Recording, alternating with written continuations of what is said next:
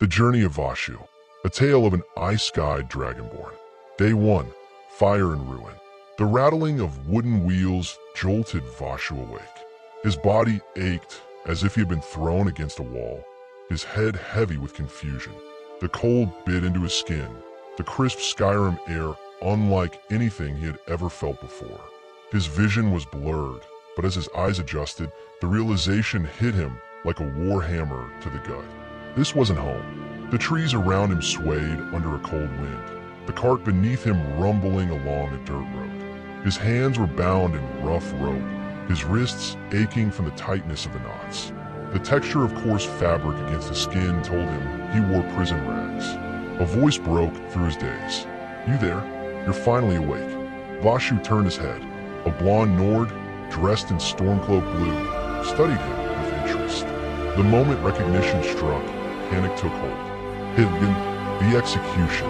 Alduin. This was that scene, the beginning of Skyrim. But this wasn't a game anymore. This was real. If he died here, there would be no respawn. His breathing quickened. "Stay calm.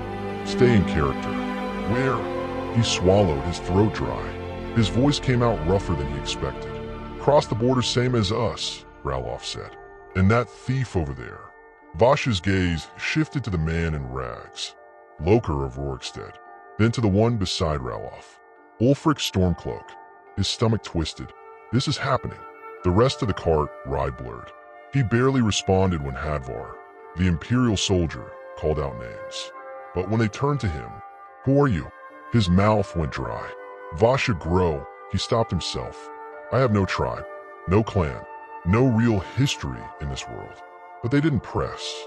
His name, half-finished, uncertain, was all they needed.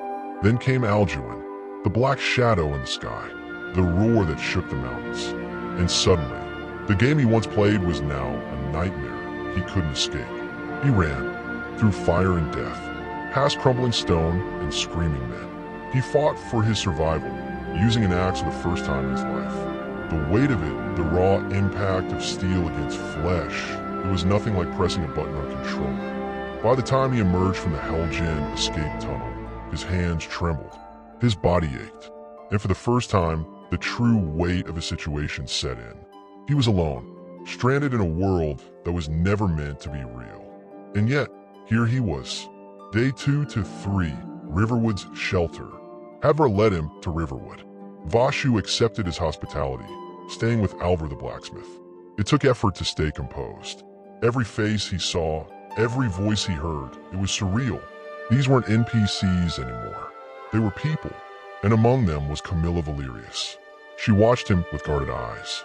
He was a massive, scarred orc, silent, imposing, unreadable. He could see the tension in her stance, the way she kept her distance. She was afraid. He understood why. That night, as he lay on a bedroll, staring at the wooden ceiling, the weight of his decision settled in. He couldn't just drift. Helgen had proved one thing. He was not safe. Skyrim was not safe. If he wanted to live, he had to become stronger. And if he was going to stay in Riverwood, he would protect it.